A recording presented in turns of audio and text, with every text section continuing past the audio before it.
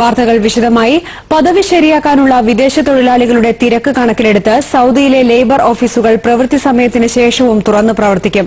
60,000 ഇന്ത്യക്കാർ ഉൾപ്പെടെ വിവിധ രാജ്യങ്ങളിൽ നിന്നുള്ള 1 ലക്ഷത്തോളം അനധികൃത താമസക്കാർ അവരവരുടെ എംബസികളിൽ രജിസ്റ്റർ ചെയ്തതായാണ് റിപ്പോർട്ട്.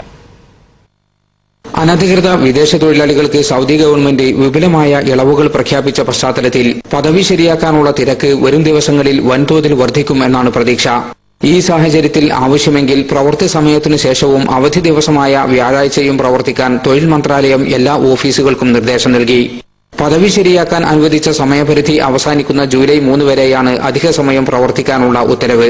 ഇഖാമ തൊഴിൽ സേവനങ്ങളിൽ 90% ഓൺലൈൻ വഴി ലഭിക്കുന്നതിനാൽ സമയപരിധിക്കുള്ളിൽ തന്നെ പദവി ശരിയാക്കാൻ സാധിക്കും എന്നാണ് കരുതുന്നത്. അതേസമയം പുതിയ നിയമങ്ങളുമായി ബന്ധപ്പെട്ട് വിദേശ രാജ്യങ്ങളുടെ പ്രതിനിധികളുമായി തൊഴിൽ മന്ത്രി ആദിൽ ഫക്കി കഴിഞ്ഞ ദിവസം ചർച്ച നടത്തി.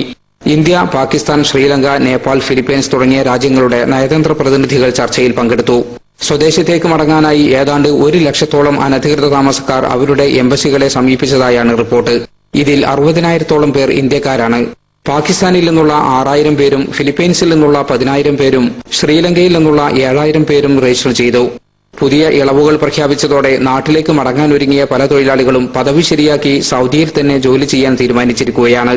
Jaleel Kannamangalam, Asianet news, Jeddah.